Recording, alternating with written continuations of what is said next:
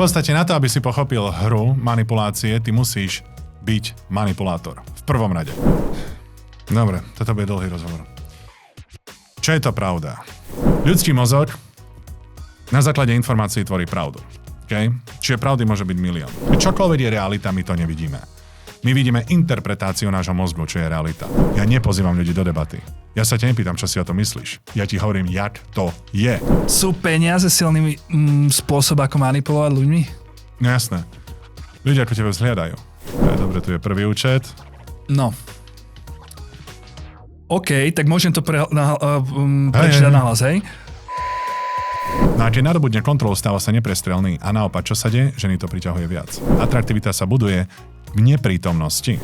Na ženy stále musíš ísť emočne. Ženy vnímajú svet cez emócie a city, chlap vníma svet cez logiku a racionalitu. Vieš si spomenúť na nejakú situáciu, keď si ty, že fakt, že podľahol nejaké manipulácie a nechal si sa odrbať? OK, podvádzajúca žena, v ktorej som veril, čo rozpráva, ignoroval som signály. Že mal si taký vzťah? Áno. Koniec koncov, prichytil som ju pri podvádzaní, priamo v priamom prenose. Ale no tak.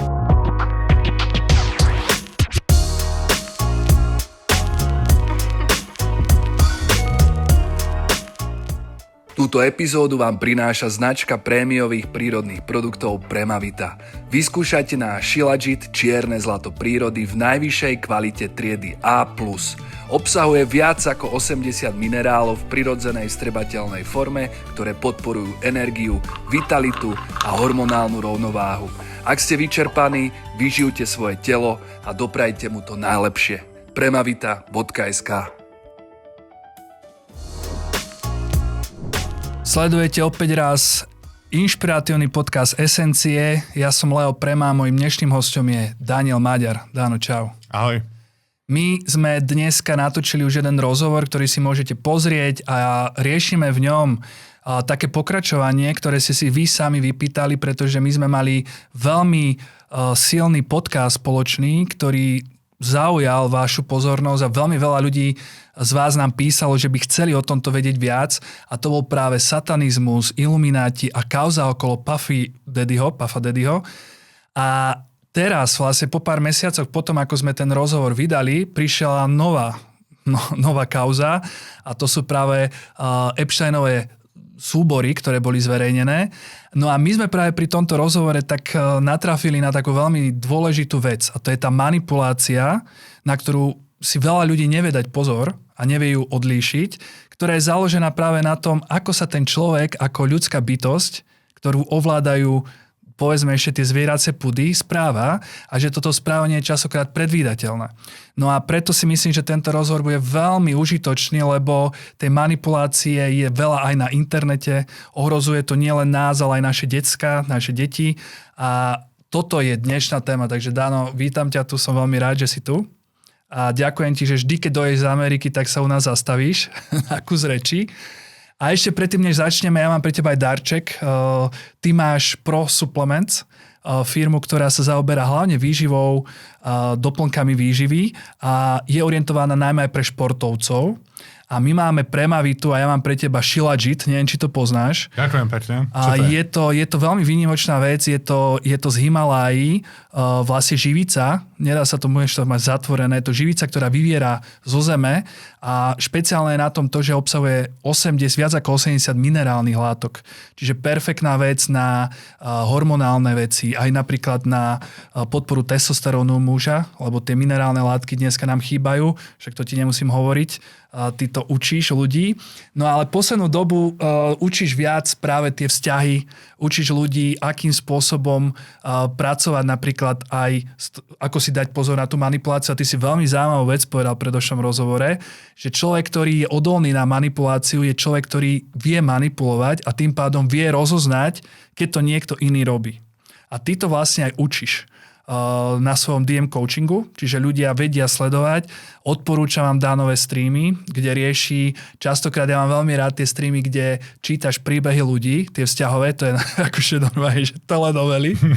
A my si, ak sa nám podarí a budeme mať čas, tak my si dáme ešte jeden rozhovor, ktorý bude práve o týchto vzťahoch. Ja by som sa tam veľmi rád spýtal na nejaké také najzaujímavejšie veci, lebo my sme už jeden vzťahový podcast spolu natočili, ale to bolo ešte predtým, než začali ľudia písať svoje príbehy. Takže určite tam máš nejaké nové veci. A poďme sa pustiť do tohto. Ako by sme sa vedeli na to pozrieť, čo vlastne človeka spúšťa, čo sú tie jeho gombiky, tie zvieracie alebo tie ako primálne, ktoré dokážeš človeku stlačiť správnym spôsobom, aby robil to, čo chceš. Dať mu to, čo chce. OK. Čiže ako keby rozpoznať na človeku, ktorého chceš manipulovať, čo je jeho túžba? Presne tak. To je krok číslo 1. Manipulácia zjednodušene je jeden človek chce niečo získať a ponúkne tomu druhému presne to, čo chce. Čiže na to, aby si zmanipuloval človeka, ty potrebuješ identifikovať jeho túžby. Čo momentálne potrebuje? Peniaze, lásku, objatie, vypočutie, porozumenie a to všetko mu doručíš. Manipulácia nie je agresívny proces. Manipulácia je psychologický proces, kde ty človeku dávaš presne to, čo chce, aby si dostával emočné odpovede, ktoré ty potrebuješ. Čiže v manipulácii jeden niečo potrebuje a druhý niečo chce. Hej? Čiže v podstate na to, aby si pochopil hru manipulácie, ty musíš byť manipulátor. V prvom rade. Keď nechápeš hry, alebo nechápeš pravidla tejto hry, ty už v živote nebudeš môcť hrať. Keď si to porovnáme, jak sa staneš dobrý hokejista, začneš hrať hokej. A manipulácia funguje úplne všade. Aj v biznise, v medziľudských vzťahoch a podobne. A ty stále zneužívaš toho druhého človeka pre svoj vlastný prospech. Ja som ti hovoril v predošlom podcaste, koľkokrát sa mi stane, že ja som s partiou kamarátov vonku, príde za nami niekto nový, podá ruky, predstaví sa a podobne a potom, keď tento nový človek odíde, partia sa ma pýta, čo si o ňom myslíš, ako raz ste sa spoznali. Hovorím, dobrý človek, veľmi dobrý človek a má jedno šťastie, že sedel s nami. Hej? Lebo my sme medvede so srdcom. My ho nebudeme zneužívať pre svoje vlastné benefity, ale s tou jeho dobrotou ten človek padne niekde na ústa. Či už v romantických vzťahoch, v priateľských vzťahoch a podobne. Pretože s manipuláciou nie stále ľudia manipulujú vedome. Mm-hmm. Ale niekedy je to úplne že nevedomý proces. Kde človek potrebuje, povedzme, sú dvaja kamaráti a jeden si stavia dom, a teraz si poviem špecifický prípad zo života, jeden si stavia dom a druhý je maliar. A keď príde na maľbu stien, požiada svojho kamaráta, nech mu pomôže premaľovať celý dom. Tak maľujú tam spolu, že týždňa tento dom, ide o fakt, že veľký dom. A potom, ako náhle tento kamarát urobil svoju prácu, ten maliar ani nebol pozvaný na otvorenie toho domu. Čiže tak toho zneužil. Úplne ho vyslovene zneužil za jeho štýl, za schopnosti, ale keď bola otváračka domu, kde všetci oslavovali, že tento druhý chlap kúpil nový dom, on nebol ani pozvaný. Rozumieš? Čiže to je v podstate takisto manipulácia, pretože on ho zmanipuloval v rámci kamarátstva, že sú priatelia a trávia spolu čas, aby zneužili jeho služby a štýly pre svoju vlastnú potrebu. Rozumieš? A to nebolo vedomé, on to nerobil naschvál, on už dá sa povedať, že dopredu vedel, že tohto chlapa ani tam nepozve na svoju otváračku doma a toho maliara to zranilo. Hej. Emocionálne. Emocionálne sa, bol smutný, lebo to bol dobrý chlap. Dobrý chlap zvyčajne má tendencie vytvoriť scény a vytvoriť agresiu a vynadať a tak ďalej. Dobrý chlap má zvyčajne tendencie len sklopiť hlavu a byť smutný. Hej. Že mu bolo skutočne emocionálne ublížené. Ale to je v podstate táto manipulácia. A keby tento maliar chápal hry manipulácie, on by sa na to pozrel, že aké je medzi nimi vôbec dynamika, či sú si blízki a či má u neho rešpekt. Hej? Lebo kebyže ho rešpektoval, ten jeho kamarát, ktorý si stavia dom, bol by pozvaný na túto party. Pretože tá party bola pre všetkých. Jediný dôvod, prečo ho nepozval, lebo stratil ku nemu respektíve nerešpektoval ho dlhodobo, ale chcel ho zneužiť a využiť pre jeho štýly. Mm-hmm. Čiže to sú také základy manipulácie stále. Ja mám taký zaujímavý rozhovor s Petrom Sasinom, on je známy taký coach NLP na Slovensku a on práve povedal veľmi takú zaujímavú myšlienku ohľadom manipulácie, že manipulácia je v podstate všetko, len my si to neuvedomujeme, dokonca môže byť aj pozitívna, lebo ja ťa môžem dneska môjim slovom ovplyvniť, napríklad, aby si, prestal, hrať automaty, alebo vieš, že jednoducho nemusí byť iba negatívna, ale že vždy, keď dvaja ľudia sa rozprávajú, tak nejakým spôsobom sa ovplyvňujú, čiže so sebou manipulujú, ale ako hovoríš, častokrát nevedome. Hej, že my sa môžeme ovplyvňovať, ani o tom nevieme, ale potom sú to naozaj veľmi sofistikovaní ľudia, ktorí presne vedia, čo robia a akým spôsobom to majú spraviť. A tu je to už potom nebezpečnejšie. Keď sú na to vyslovene, že až by som povedal, že trénovaní, čo si myslím, že viem si predstaviť, že napríklad aj nejaké vojenské výcviky alebo špeciálne jednotky majú určite zakomponované aj takéto výcviky. Takže keď sme sa bavili napríklad o tých predátoroch, oni musia naozaj vedieť presne, čo robia a tam je už brániť sa oveľa ťažšie. Dobre, toto bude dlhý rozhovor. Čo je to pravda? Pravda je nič len perspektíva. Ako ľudský mozog tvorí pravdu? Poďme hlboko do mozgu, do psychológie. Poďme trošku hlbšie. Presne tak, že... Ako ľudský mozog rozoznáva pravdu? Z informácie. A na základe informácie si tvorí svoju perspektívu. Čiže udiala sa objektívna udalosť. Povedzme, že mňa vyhodili z roboty. To je fakt. To sa stalo. Ale teraz každý bude mať svoju vlastnú pravdu za tým. Toto je teraz perspektíva a narratíva každého jedného človeka na základe informácií, ktoré doručil. Keď ja som stratil prácu a ty budeš prvý, ktorý rozhodí do spoločnosti, že ja som stratil prácu kvôli tomu, lebo som, povedzme, porušil firemné pravidlá a zákony a kvôli tomu ma vyhodili, ty si vytvoril rámec pravdy. A teraz každý, kto sa dozvie o mojom vyhadzove, musí filtrovať všetky informácie cez tento rámec. Teraz tento rámec môže byť úplný fake. Vieš si to mohol vymyslieť. Ja som mohol odstúpiť dobrovoľne, ale ty si všetkým povedal, že mňa vyhodili kvôli porušeniam pravidel firmy. Teraz všetci budú veriť tebe a ako náhle ja sa budem snažiť obhájiť, oni už musia filtrovať moju pravdu skrz tvoj rámec. OK? Čiže teraz sa dostávame do bodu, kde sa stala jedna objektívna udalosť a nasleduje 30 rôznych perspektív. Teraz tvoj kamarát povie, že ja som sa vyspal so svojou manažérkou a preto ma vyhodili a vytvoríš 30 rôznych druhov pravdy. No a všetci ľudia musia v prvom rade na základe prvého rámca filtrovať všetky informácie. Lebo čo je najdôležitejšie pri objektívnych udalostiach je vytvoriť rámec. Byť ako prvý. Byť prvý, ktorý vytvorí narratívu. A ostatné mozgy musia filtrovať všetky ostatné informácie skrz tú prvú narratívu a skrz ten prvý rámec. Čiže to je to najdôležitejšie pri manipulácii, vytvoriť rámec ako prvý. Nech každý človek na základe tohto rámca musí filtrovať každú ďalšiu informáciu. Ale vieš, čo je zaujímavé pri tomto, že keď si všimneš napríklad, ako funguje len to ovplyvňovanie ľudí na internete v komentároch, že všimni si, že strašne veľa závisí od prvého komentára. To znamená, že keď ja si pozriem s tebou video a prečítam si prvý komentár a v tom komentári je napríklad niekto, kto ťa chváli, tak ja nechcem ako keby na teba tam útočiť, lebo už tam budem ten, ktorý na teba útočí.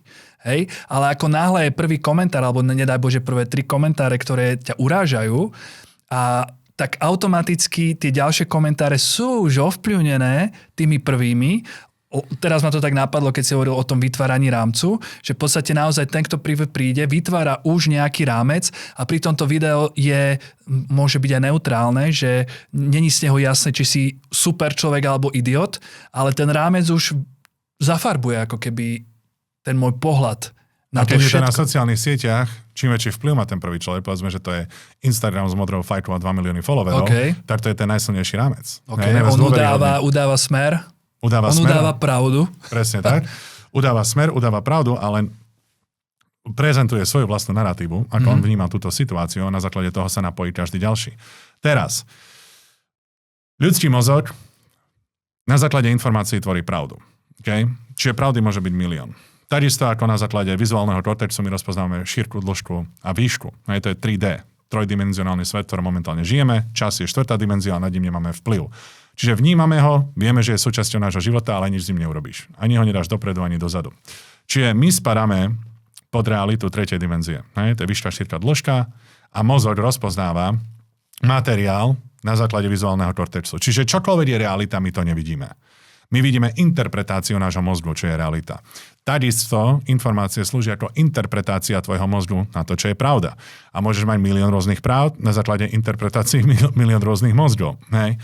No, ty, keď si vytvoríš túto pravdu, táto pravda najsilnejšia, ktorá vyhráva, je tá, ktorá je sebavedomá a nepohneš s ňou. Toto využíval povedzme Hitler. Hej. Machiavelli one-on-one, rok 1500. Presne opisoval, že ľudský mozog je priťahovaný ku sile a dominancii. Teplé reči nefungujú. Ľudia najlepšie emočne odpovedajú lídrovi, ktorý povie bodku za vetou. Tadie, sadni si, zapíš si poznámky. Nikto so mnou nemôže argumentovať, neexistuje iná pravda ako moja. Tým pádom všetky ostatné mozgy ľudí sú priťahovaní ku tejto pravde, lebo nikto nemá to sebavedomie povedať to takto autoritatívne a definitívne.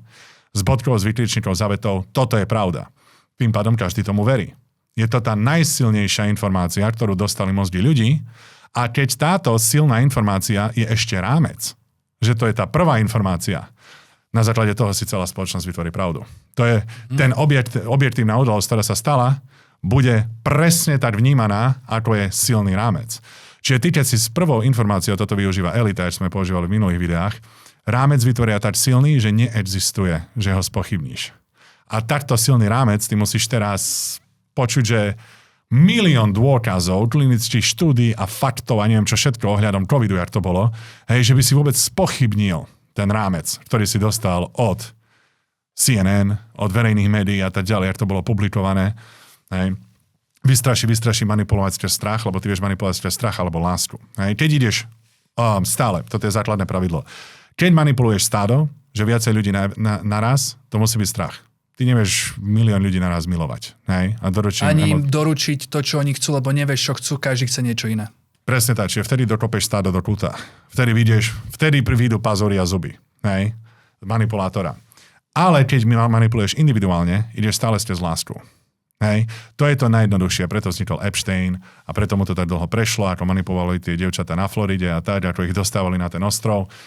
Manipulovali rodičov v chudobných krajinách, ten systém, ktorý unáša deti, aby odovzdali deti do modelingovej agentúry, aby ich tam nechali na celý deň a večer, keď si ľudia prišli po deti, samozrejme, tí už boli deň na lodi, asi 2 hodiny. Čiže to je všetko na základe cez manipulácie. Čiže stále sa pozrieš na to, čo ľudia chcú a to im dáš. A keď stvoríš rámec informácií, ten rámec je silný a sebavedomý.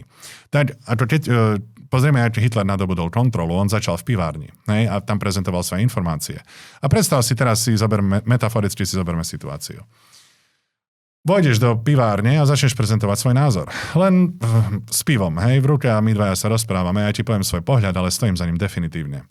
A presvedčím ťa o tom, že ja mám pravdu, pretože tak sebavedomo rozprávam ja Ježiš Kristus. Hej. Ježiš Kristus nerozprával pekne k ľuďom. On hovoril, aký by to bol zákon. Preto mal tak silnú narratívu. Dodnes oslavujeme jeho narodeniny. Celkom dobrá práca v prezentácii svojho príbehu. Čiže vojdem do pivárne, ja odprezentujem tak silno svoj názor a teraz ja tam chodím pravidelne a pravidelne ti dávam tieto informácie. Ty ich potom, tvoj mozog to preloží ako pravdu a realitu, ty sa začneš o tom baviť s ďalšími ľuďmi, ja pozvem viacej ľudí do debaty a teraz ani neviem, jak vy sedíte na stoličke a ja som len o schodiť vyššie ako vy a okamžite vytváram dynamiku, že vy na mňa pozeráte z dola hore. A hovorím o svojej naratíve, čo ja považujem za pravdu. V Hitlerovej situácii by to bola politika. Ne? Čiže ja si tvorím svoje malé publikum, ktoré je neskutočne presvedčené mnou a ja si stojím za svojím názorom tak, že so mnou nepohneš, neexistuje argument a žiadna iná pravda neprichádza do úvahy. Tedy to učil Machiavelli. Čokoľvek ide proti tvojej pravde, zabito. Okay? A teraz, keď už prejdú 2 alebo 3 týždne, ja som na tomto schodíku pravidelne a chodím tam vyslovene už len vyučovať a dávať prednášky. A tam už mám publikum ľudí, ktorí stále tlieskajú potom, ako ja dokončím príhovor. Nadobudám väčšie a väčšie mená, väčší a väčší vplyv v meste, až pokiaľ za sebou nemám celú armádu ľudí. Potom som zvolený ako politik, vytvorím politickú stranu, ktorá bude najdevastujúcejšia, ako kedy planéta Zem videla. A potom vytvorím stranu SS, ktorá bude eliminovať úplne všetky opozičné názory a existuje len jedna pravda. A teraz všetci považujú moju pravdu za pravdu, pretože stojí za tým obrovské kvantum ľudí a ja hovorím, ako by to bol zákon. Ja nepozývam ľudí do debaty. Ja sa ťa nepýtam, čo si o tom myslíš. Ja ti hovorím, jak to je. Silne a sebavedomo. A takto ľudský mozog odpovedá. Chápeš? A prinútiš ľudí nasledovať teba, pretože tvoja pravda je tá jediná, je tá najsilnejšia. A keď náhodou jeden zo stáda by sa snažil nejako piskovať alebo vytvoriť svoju vlastnú narratívu, okamžité následky. Nej? Keď vznikne druhá politická strana, SS, zničiť, eliminovať. Len moja pravda existuje. To je brutál, lebo si zober si, že naozaj títo lídri, oni až agresívne pretláčali svoju pravdu, veď Hitler on kričal, používal proste silné gestá a v podstate tá energia ťa naozaj presvedčila o tom, že tento človek asi naozaj vie, o čom rozpráva, lebo však keď to rozpráva takýmto spôsobom. Ono je to šialené, že my si v podstate tú pravdu vytvárame častokrát aj veľmi obmedzeného množstva informácií. Hej, že ty keď máš 1% informácií o nejakej téme a na základe nej si ideš vytvárať tú pravdu, tak vieš, aká asi tá pravda je. Hej, že... A keď chceš individuálne zmanipulovať človeka, ty len dlhodobo doručuješ informáciu a buduješ rámec, ktorý je sebavedomý a nezlomiteľný. Povedzme, že ja by som mal záujem zmanipulovať ťa niečo. Prvé, čo by som inicioval, je viacej kontaktov. Ale inicioval by som kontakt tak, že záujem by bol v tebe, nie vo mne. Ty by si mal záujem so mnou sa stretnúť. Predstavil by som ti niečo, čo chceš.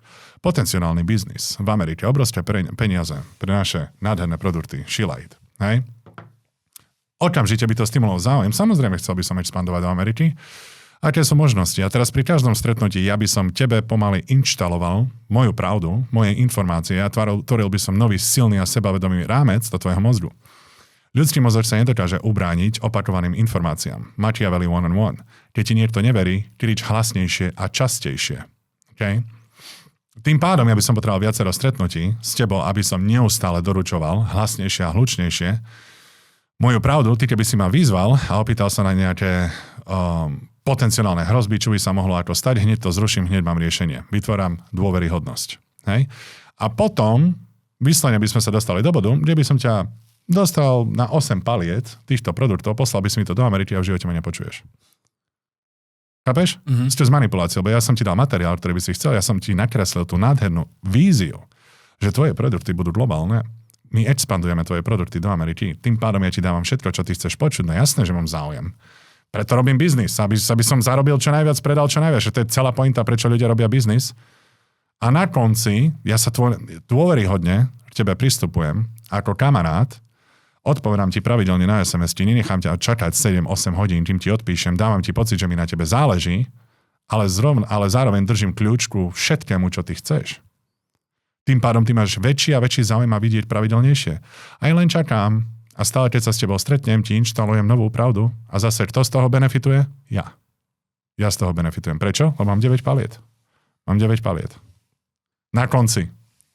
Dano, dám ti otázku na telo, lebo hovoríš častokrát na internete práve o tej dôveryhodnosti, že podľa teba, to si povedal ty, človek, ktorý nemá vo vrecku 1 000 000 eur alebo dolárov, nemá právo vôbec rozprávať sa, vyjadrovať sa o peniazoch. A teraz otázka aj našich divákov, máš ty ten 1 000 000, aby si o tomto mohol rozprávať? Zabil si.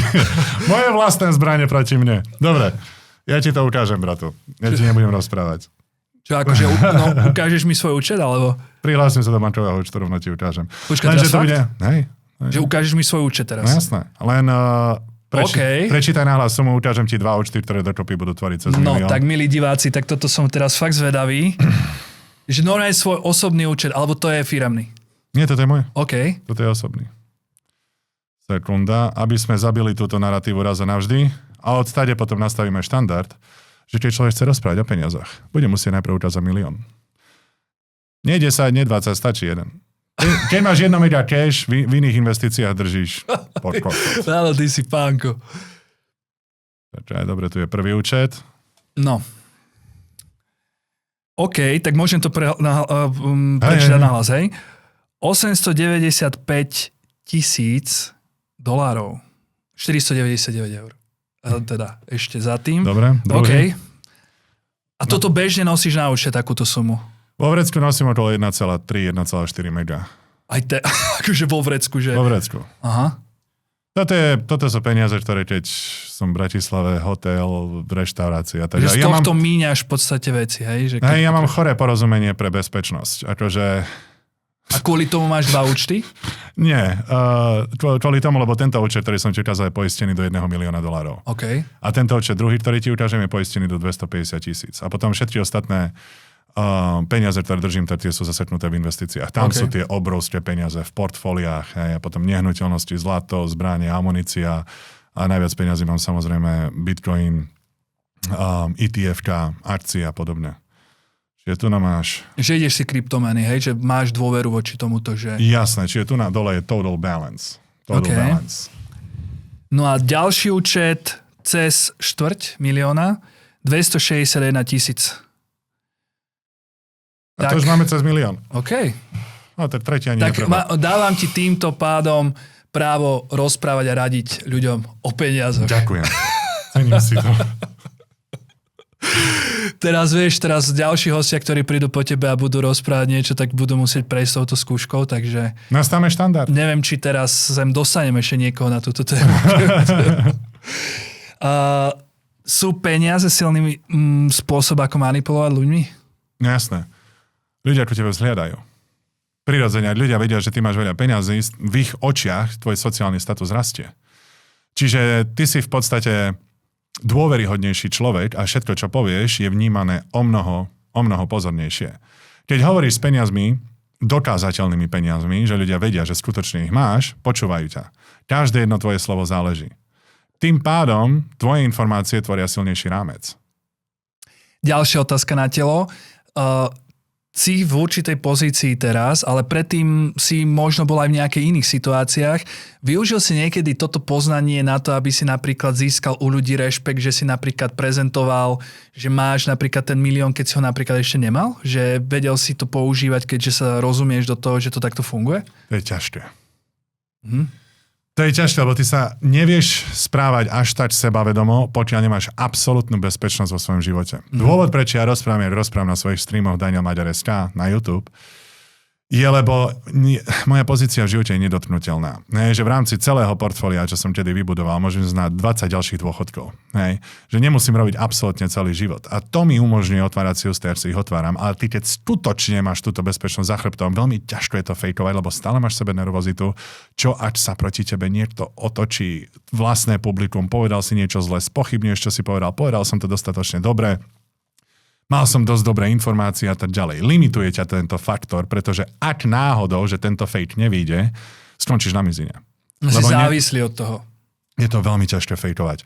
Chlap, ktorý má emočnú, finančnú a fyzickú silu, je nezastaviteľný.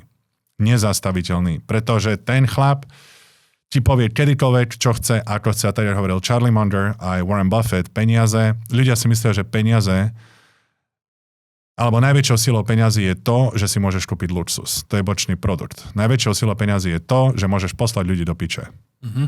Pretože tam ty môžeš povedať nie. Ja tu nejdem, ja to nechcem, ja tam nebudem. Toto čo ešte raz povedz? Toto sa mi páči, tam pôjdem. Hej, to je skutočná sila peňazí. Rozhoduješ sa sám za seba, nezávisle od každého človeka a môžeš si robiť v živote na celej tejto planéte čokoľvek ty chceš podľa svojej vôle. A ako hovoril Seneca, jediný cieľ, za ktorý sa oplatí bojovať v živote, je sloboda. A keď hovoríš, v podstate venuješ sa veľmi veľa vzťahom a myslím si, že vo vzťahu tá manipulácia je veľmi častá a mne to práve, ako si hovoril o tom, že doručím ti to, čo chceš počuť, tak to sú práve tie príhody žien, ktoré sa stretli napríklad s narcistickými chlapmi, ktorí presne vedia, čo ti majú povedať. A teraz, jak to odlíšiť? Kedy ja viem rozoznať, že ten druhý človek je úprimný, myslí to naozaj so mňou dobre, alebo naozaj len presne vie, čo má hovoriť, aby som počul, čo chcem. Strázním 90 dní. Maska padá po 90 dňoch. A dopamín v romantických vzťahoch klesá po 9 mesiacoch. Vtedy začína byť nahradzovaný oxytocínom. Čiže to šialené zamilovanie, to úžasné, bože, on je všetko, čo som kedy chcel, to padá po 9 mesiacoch. Potom je nahradený dopamín za oxytocín. Oxytocín je hormón puta, tam sa ti otvoria oči, cítiš sa pripútanie emočne k tomu človeku, ale už nemáš ružové okuliare. A inak to je zaujímavé, že to hovoríš, že presne minule som mal s pani psychologičkou rozhovor o vzťahoch a ona presne hovorila toto isté, že myslím, že ona hovorila po 7 alebo takto v 8 mesiacoch vzniká to puto a že jednoducho to nevieš oklamať, že to je na začiatku proste nevieš mať ešte úplne takéto puto, je to skôr taký ten chemický koktail, ktorý s tebou tiež inak dobre manipuluje. Že tvoje telo s tebou tiež vie dobre... To je podvádzanie. Podvádzanie vzniká na základe... Ak sa vám naša relácia páči a dáva vám zmysel to, čo robíme a chceli by ste nás aspoň trochu podporiť, môžete tak urobiť mnohými spôsobmi. Ak nás sledujete na YouTube, môžete nám dať odber, like na naše video alebo napísať komentár. Budeme samozrejme radi, ak budete zdieľať naše videá aj so svojimi priateľmi. Úplne najviac nás podporíte, ak nás budete odoberať aj na našom Hiro kanáli, kde nájdete všetky naše videá bez reklám v plnej dĺžke a hlavne je tam veľa bonusových častí, ktoré nikde inde nenájdete. Odber stojí len 5 eur mesačne, ale my vďaka tejto podpore môžeme pozývať ďalších zaujímavých hostí a prinášať vám ďalšie rozhovory. Ak vás to zaujíma, pozrite si aj náš e-shop premavita.sk, kde nájdete to najlepšie z prírody a nájdete tam aj naše vlastné ručne vyrábané produkty. Tešíme sa na ďalšiu tvorbu a teraz pokračujme v rozhovore. Najčastejšie podvádzanie vzniká na základe hormonálnej vzbury človeka. Hej. Zoberme si, jak podvádza žena. Žena sa najprv musí emocionálne odpútať od svojho chlapa. Ja komunikujem so ženami denne. Každý jeden deň po celom svete riešim medziľudské vzťahy s podvádzajúcimi ženami a podobne. V živote som ešte nemal telefonát so ženou, so žiadnou, za 12 rokov. Aj v rámci fitness som sa veľa tomuto venoval, len o tom som verejne nehovoril. Ale teraz, keď som išiel verejne o medziľudských vzťahoch, každý deň mám podvádzajúcu ženu na telefóne a ešte som nepočul ani jednu, že by išla tak v piatok do mesta a náhodne roztiahla nohy. To je, že 2 roky už je emočne odpútaná, nevypočutá, neporozumená, najprv kričala, kopala nohami, všimni si ma, nikdy sa mi nevenuješ a tak ďalej. Potom sa emočne odpútala, za emočným odpútaním nastávajú fantázie. Vo fantáziách si začne predstavovať, aké by to ešte asi bolo, zamilovať sa do niekoho iného. A potom do tejto fantázie si len dohodí toho kolegu, ktorého 5 rokov nevidela. Hej. Každý deň spolu trávili čas, alebo bol pre ňu neviditeľný. Ale v tejto zraniteľnej pozícii, kde ona už je vo fantáziách, zrazu ten kolega začína byť atraktívny a pozorný a vypočuje si ju a porozumuje si ju. A potom strávia spolu viacej času a keď kolega obeduje, ona si donesie svoju tácku ku nemu a začne ku nemu viacej rozprávať a potom ako sedia, jej kolena, nohy aj ramená smerujú rovno k nemu a keď on začne rozprávať, povie nejakú somarinu, okamžite sa začne smiať a buduje si teraz puto, začína byť nervózna, komunikovať atraktivitu skrz telo, hraje sa s vlasmi, hraje sa so šperkami, udržuje očný kontakt. Ako náhle kolega udrží očný kontakt dlhšie, ak by sa patrilo, ona sa okamžite uhne a hanbí sa pre Boha. A potom ide domov a pracuje s týmito informáciami a analyzuje, čo cítila. A atraktivita u ženy sa buduje v tichosti, nie v prítomnosti. V prítomnosti dáva žene materiál na to, aby si sa jej začal páčiť. A ona si tento materiál domov zoberie a tam si buduje na základe týchto informácií atraktivitu. No a potom to chce zažiť znova. Dopamín stúpa. A až pokiaľ neskončí niekde holá na zadnom sedadle Fabii 1.4 MPI. Čiže takto podvádzajú ženy. To je stále dlhodobý proces. Chlapi to majú úplne iné. Chlapi dokážu podviesť, vyslovene na povel, vrátiť sa domov ku svojej žene a byť šťastný do konca života. On vie dožiť s tou istou ženou celý život, aj keď ju podviedol, žena nie. Ako náhle žena podvedie, tam je strata rešpektu, a keď ten chlap ju zoberie späť, začína sa Netflix.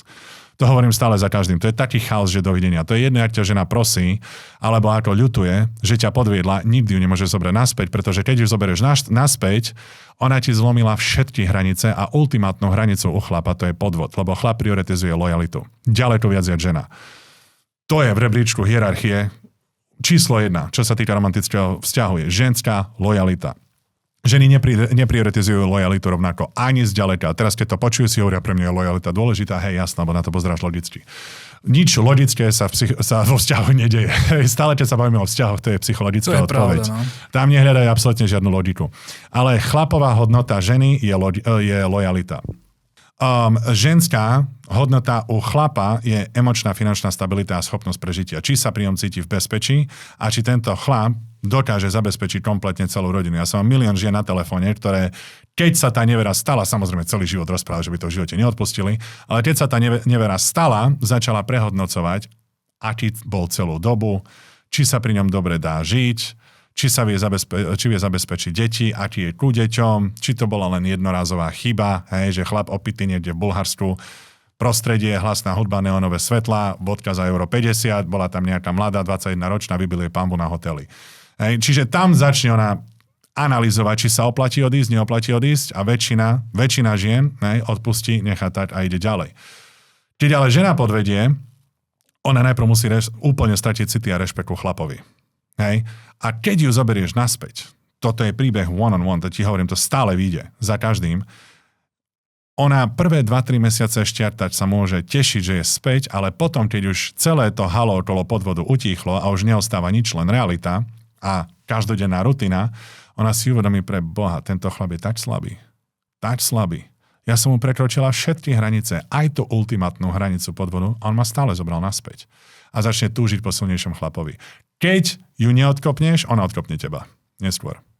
Ale práve tam si to veľa mužov neuvedomuje, že naozaj muž sa vôbec nemusí báť takýchto vecí u ženy, že to je o ňom. On keď sa správa dobre, ale A nie len, že dobre, že teraz sa nesprávaš týždeň dobre, ale to sú, ako hovoríš, niekedy aj 2 roky, kým tá žena čaká, verí, že ten muž jej sa nejakým spôsobom spamätá a že to je naozaj dlhodobý proces. To sa nestáva zo dňa na deň a väčšinou, čo ja vnímam, naozaj tie ženy ani nepozerajú po tých mužoch, že oni majú toho svojho, keď sú s ním šťastní, že je to naozaj úplne, tá dynamika je úplne iná. No.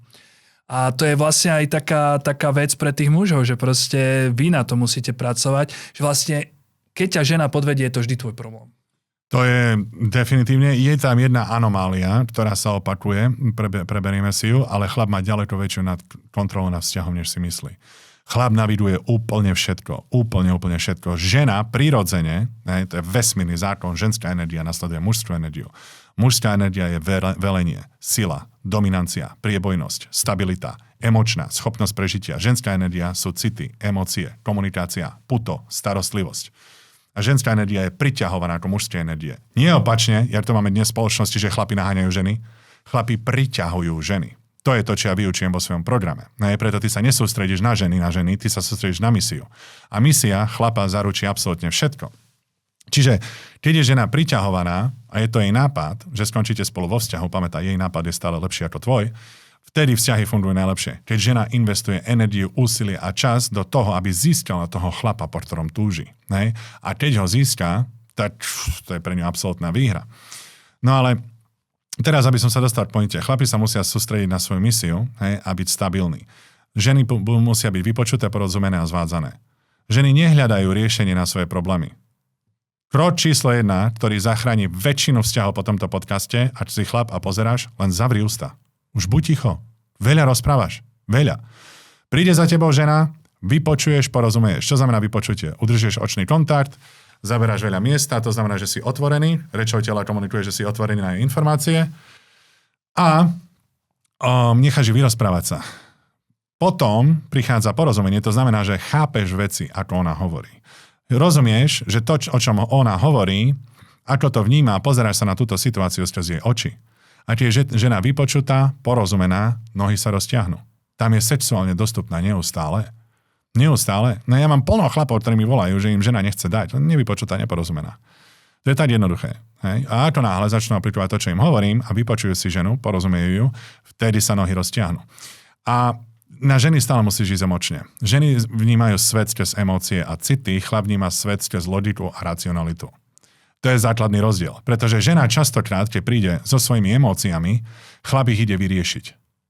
To je problém. Nie.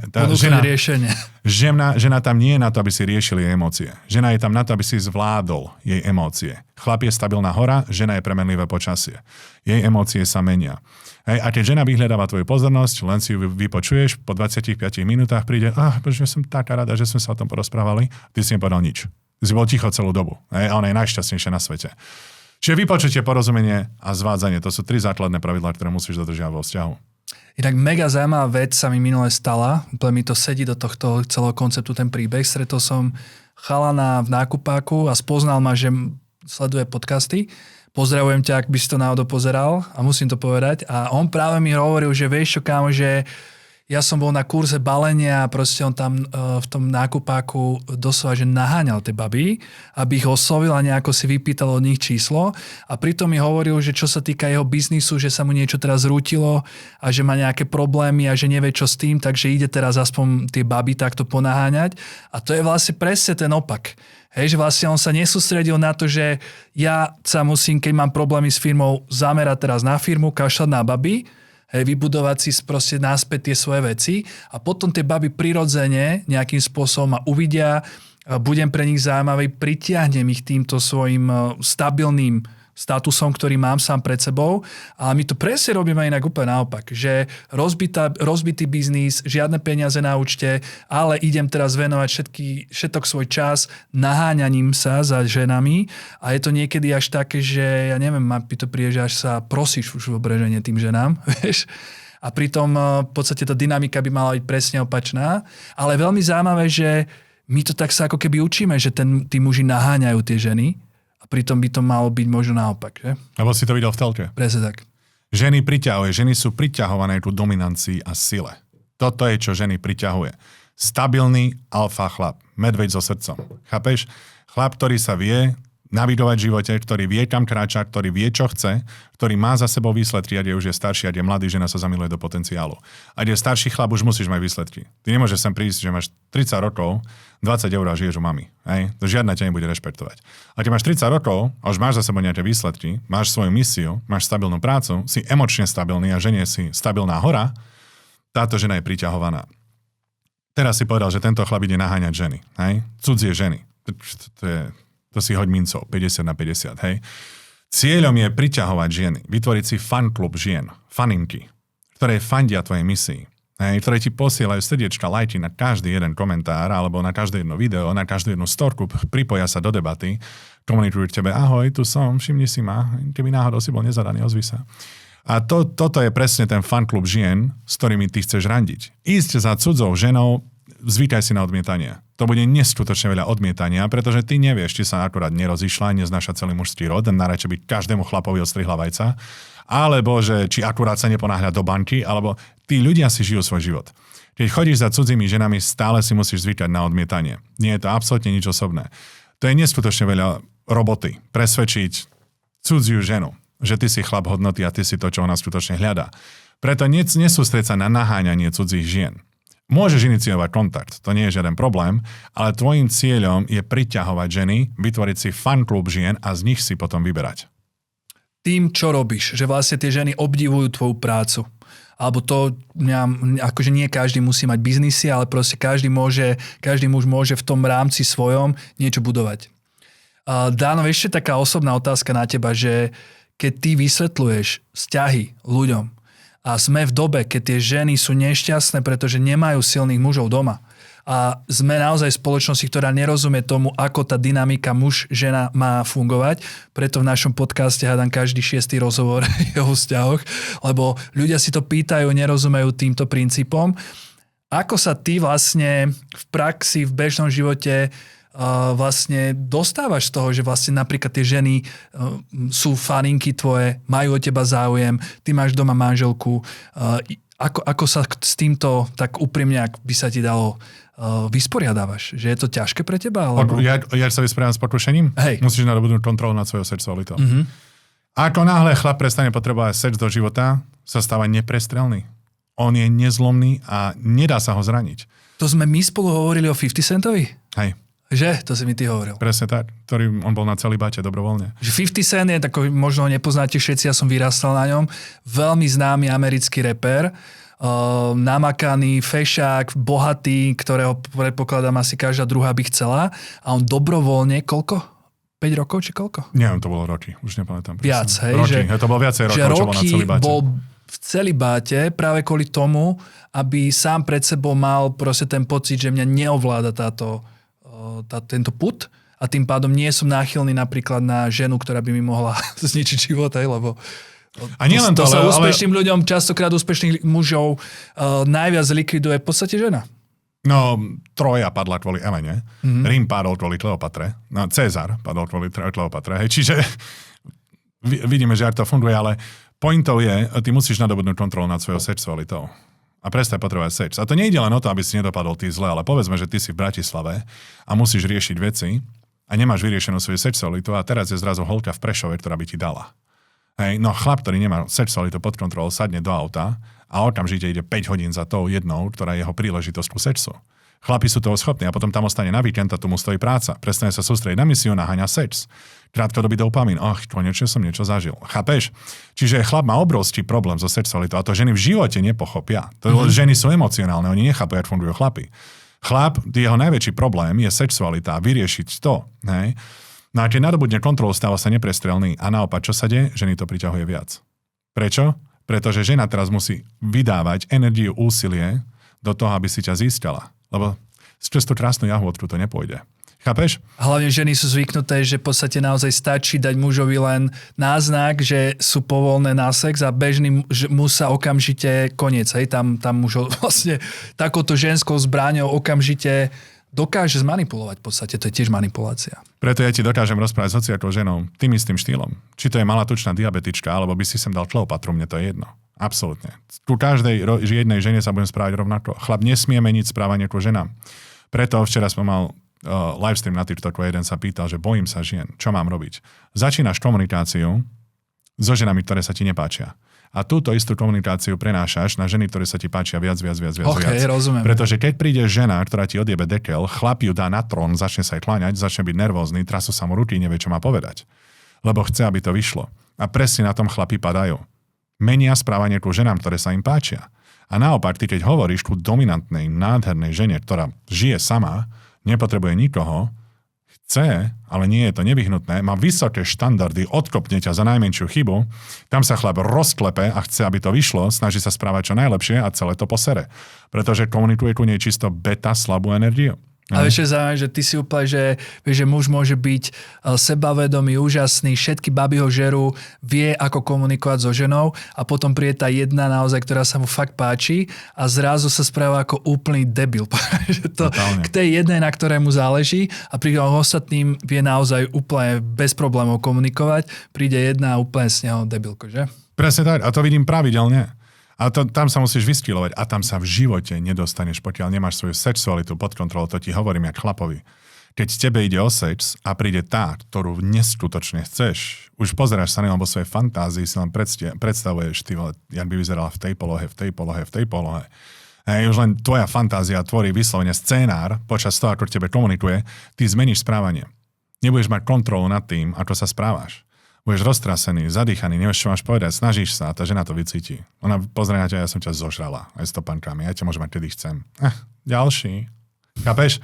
Nebude mať záujem, lebo žena je priťahovaná znova čomu? Dominancia a sila. Aj dominantná žena.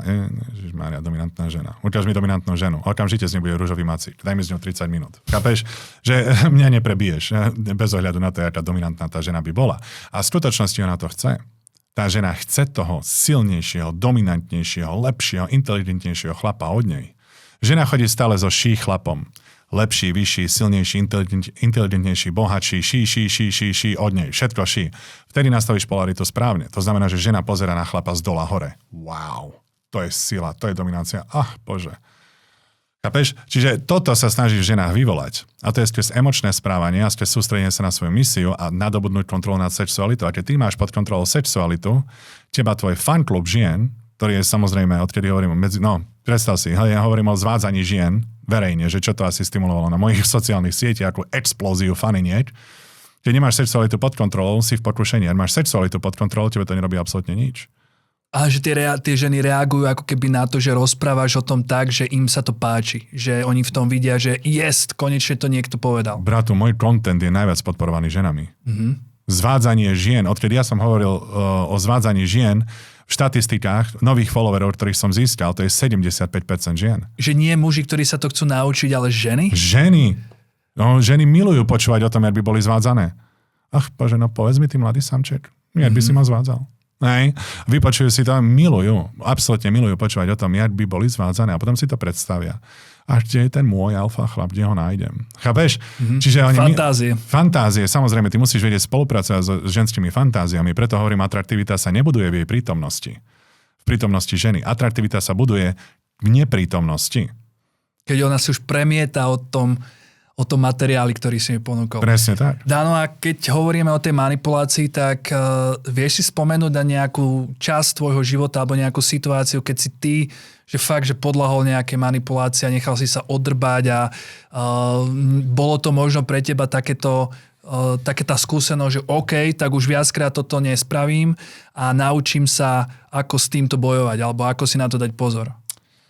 To mi musíš dať minútu. Či ja som podľahol nejaké... Určite nie devastujúce. Možno ako mladý chalan, hej, že... Určite nie ešte na vťahanovciach niekde. Určite nie devastujúce. Nie niečo, čo by, že ma dalo na kolena, že finančne, emočne, alebo niečo také. OK, podvádzajúca žena, v ktorej som veril, čo rozpráva, ignoroval som signály. Mal si taký vzťah. Áno, ale to nebolo... Ignoroval som signály. Nevedel som o signáloch. Nevedel som, čo sú to signály. Bol som mladý chlapec. To si povieme, že aké sú signály, keď žena podvádza. To je jednoduché pre Boha. Podvádzajúcu ženu odhaliť, to je, že amatérku 2 minúty a profesionálku 8 minút. No ale toto mi povieš, že ty si mal vlastne vzťah, keď ťa žena podvádzala a ty si o tom nevedel? A ako si sa to dozvedel? No presne ti poviem. Ona išla v lete na dovolenku. A keď sa vrátila na dovolenke, už neodpísala, hej, neodpisovala tak pravidelne, nechcela si volať tak pravidelne, čiže čo to znamená? Náhla zmena správania. Po dovolenke, keď sa vrátila, zrazu so mnou nechcela tráviť toľko času a bola emočný chaos. Buď bola úplne premilovaná, chcela sex neustále, alebo totálne stiahnutá, nechcela ma vidieť. A ja som absolútne nechápal tomuto emočnému chaosu, čo sa deje. Čiže máme tu náhlu zmenu správania, úplný emočný chaos, raz mega prítulná, potom mega odtiahnutá, to je takisto náhla zmena správania, to nebolo typické a klasické. No a potom čím ďalej, tým viacej času trávila mimo domu, chodila na miesta, ktoré nedávali zmysel. Čiže to, čo hovorila, nesúladilo s tým, čo robila. Mi hovorila, že sa pripravuje na tú skúšku, aj keď som videl, že tá skúška je ďaleko ďalej a ona bola tak inteligentná v škole, že jej trvalo 3 dní sa na to pripraviť a teraz mi povedala, že potrebuje 3 týždne. Koniec koncov, prichytil som ju pri podvádzaní, priamo v priamom prenose. Ale no tak. Ale počkaj, ale keď ona bola na dovolenke v zahraničí, tak ona tam si niekoho našla? Presne tak. No kedy nastala náhla zmena správania na dovolenke? Dobre, a ona si ho potom, ako si ho mohol pristihnúť, keď to bolo v zahraničí? Ona sa s ním vrátila naspäť, to bol takisto Slovák. Aj takto, že oni boli spolu na tej dovolenke, on bol Slovák, tiež tam sa zoznámili, ale on sa vrátil tiež na Slovensko a oni sa stretávali ďalej. Presne tak, začali spolu chodiť. Dobre. A ona sa zamotala, bola vo vzťahu aj so mnou, aj s ním. A čo si ho zobral domov, keď ty si prišiel tam? Nestihol som ho. On utekol autom. No dobre, ale ty si akože prichádzal domov. Opíš celú to je zaujímavé takéto. Ona mi povedala, že sa bude učiť. Hej. No a ja som doniesol, samozrejme, dobrý chlap. Som doniesol kvety a čokoládu, jak sa učí. Hej, no jasné, že nebola doma. Jasné, že nebola. Medvedík. S dobrým srdcom. Asi tak fungujú tie rúže, že? A sedel som na schodoch, hej, lebo nebola doma, už som vedel, že ona raz musí prísť, vedel som, dokedy má vychádzku a podobne, hej. No a potom, jak prišla domov, tak ja som privolal výťah, aby ona nemohla ísť s výťahom, čiže ja som vystúpil z výťahu, dostala v absolútnom šoku. No a vtedy ja som už vedel, ktorá bije, lebo ja som ich videl cez okno sa boskávať, hej, vystupovala s autom. Z chodu, hej. No a to mi zlomilo srdce, tam som neveril tomu, že samozrejme, tady každý chlap moja by to nikdy neurobila, hej, ona nie je taká. No a tam už potom sa to prevalilo viac aj tých... A ty si to akože videl, ak sa boskávajú, potom muselo byť hrozné, že? No, je pohoda. Zoberieš na sanku, ideš ďalej. Čo teraz? Dostal som sa do najlepšej formy v živote hneď potom. Počúvaj, ja nechcel si, že vybenúť za ním a dať mu na frag. No to bol ten problém, že to si moc mladý a chcel by si, ale vďaka Bohu, že sa to nestalo. Bol by to zbytočný chaos. Ale tam od toho chlapa tak nejde. Ako si ho konfrontoval? Nekonfrontoval som. Bol som veľmi nastratý, nervózny, pár telefonátov bolo, ale bylo sa to vo mne, pretože ja som videl, že ja pôjdem do Ameriky.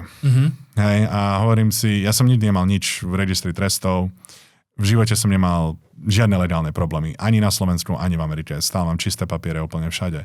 A takto som si to chcel udržať, tým som sa odľudňoval, že dobre, jedna čajka, je.